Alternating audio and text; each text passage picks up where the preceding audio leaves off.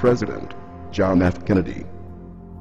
Ladies and gentlemen, the very word secrecy is repugnant in a free and open society, and we are, as a people, inherently and historically opposed to secret societies, to secret oaths, and to secret proceedings. We decided long ago that the dangers of excessive and unwarranted concealment of pertinent facts far outweighed the dangers which are cited to justify it. Even today, there is little value in opposing the threat of a closed society by imitating its arbitrary restrictions. Even today, there is little value in ensuring the survival of our nation if our traditions do not survive with it. And there is very grave danger that an announced need for increased security will be seized upon by those anxious to expand its meaning to the very limits of official censorship and concealment. That I do not intend to permit to the extent that it's in my control. And no official of my administration, whether his rank is high or low, civilian or military, should interpret my words here tonight as an excuse to censor the news, to stifle dissent, to cover up our mistakes, or to withhold from the press and the public the facts they deserve to know.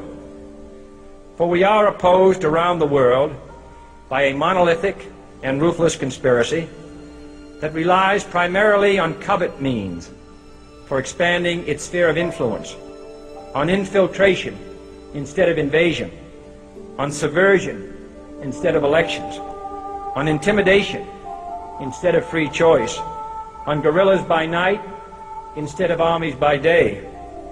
It is a system which has conscripted vast human and material resources into the building of a tightly knit, highly efficient machine that combines military, diplomatic, intelligence, economic, scientific, and political operations.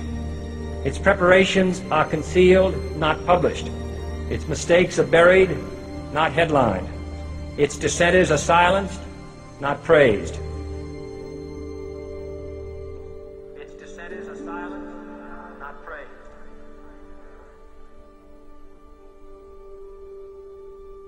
Its dissenters are silenced, not praised. Its dissenters are silenced, not praised. Its dissenters are silenced, not praised. Its dissenters are silenced, not praised. No expenditure is questioned, no rumor is printed, no secret is revealed. No president should fear public scrutiny of his program, for from that scrutiny comes understanding, and from that understanding comes support or opposition, and both are necessary. I am not asking your newspapers to support an administration, but I am asking your help in the tremendous task of informing and alerting the American people. For I have complete confidence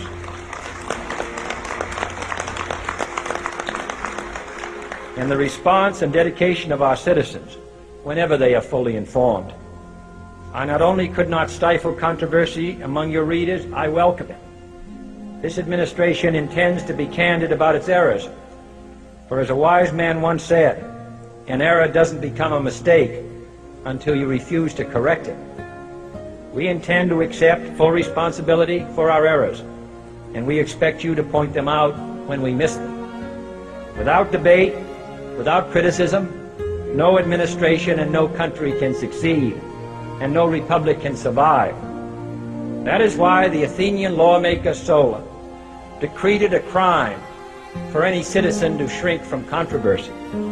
And that is why our press was protected by the First Amendment, the only business in America specifically protected by the Constitution, not primarily to amuse and entertain, not to emphasize the trivial and the sentimental, not to simply give the public what it wants, but to inform, to arouse, to reflect, to state our dangers and our opportunities, to indicate our crises and our choices, to lead, mold, educate, and sometimes even anger public opinion. This means greater coverage and analysis of international news, for it is no longer far away and foreign, but close at hand and local. It means greater attention to improved understanding of the news, as well as improved transmission. And it means, finally, that government at all levels must meet its obligation to provide you with the fullest possible information outside the narrowest limits of national security. And so it is to the printing press, to the recorder of man's deeds, the keeper of his conscience, the courier of his news, that we look for strength and assistance, confident that with your help, man will be what he was born to be, free and independent.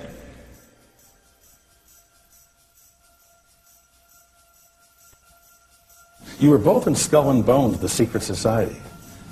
It's so secret we can't talk about it. What does that mean for America? The conspiracy theorists are going to go wild. I'm sure they are. I don't know. I haven't seen the web. Number 322? You both were members of Skull and Bones, a secret society at Yale. What does that tell us?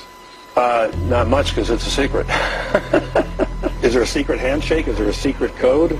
I wish there were something secret I could manifest. 322, a secret number? There are all kinds of secrets, Tim, but one thing is not a secret. I disagree with this president's direction that he's taking the country. We can do a better job, and I intend to do it.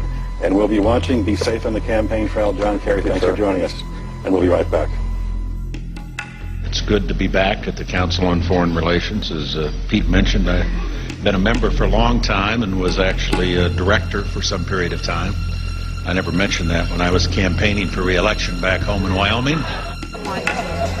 Senator Clinton, how you doing? I'm good. How are you Can I ask you a quick question while you signed that? It was reported in June of 2006 you attended a meeting in Ottawa, Canada, the Bilderberg Group. Can you comment on that? What's going on at the Bilderberg meeting, and what do you guys talk about up there? I have no idea what you're talking about. Yeah, you do. It was reported you were up there, and people saw you up there. I just want to know what you guys talk about and meet about up there. Sir, I don't know. Why are they such top secret meetings? I have no idea what you're talking Your about. husband went to a Bilderberg meeting, too. I'm just wondering. I'm not being rude or anything. No, I just want to know what happens at these meetings. Well, since I wasn't there, I have no idea. Okay, thank you, Senator. Thank you. Howard. There you go. Listen, I am a happy member of the Bohemian Grove. I like the folks who come there, and it's really inappropriate for me to talk about the group beyond that. Thank you. Have you been there for the ceremony with the cremation of care? Frankly, I don't think that's something I need to talk to you about.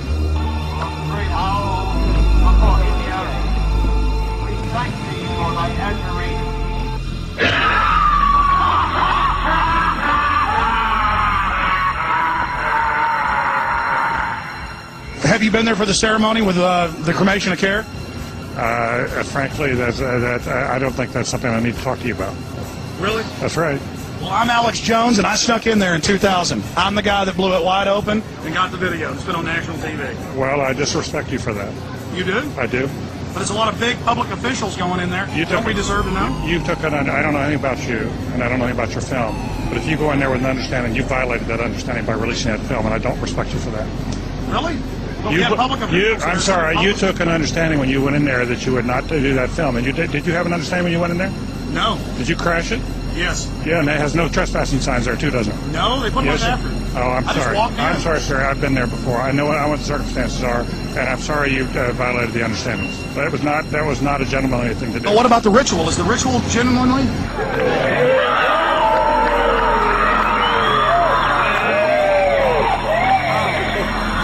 Sir, everything.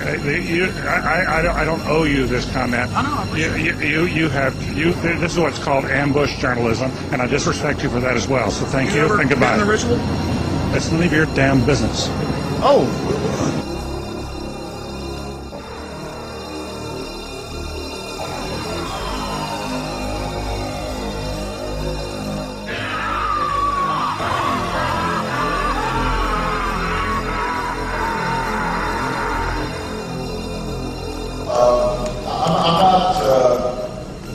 The Council on Foreign Relations, I don't know if I'm an official member. I've spoken there before.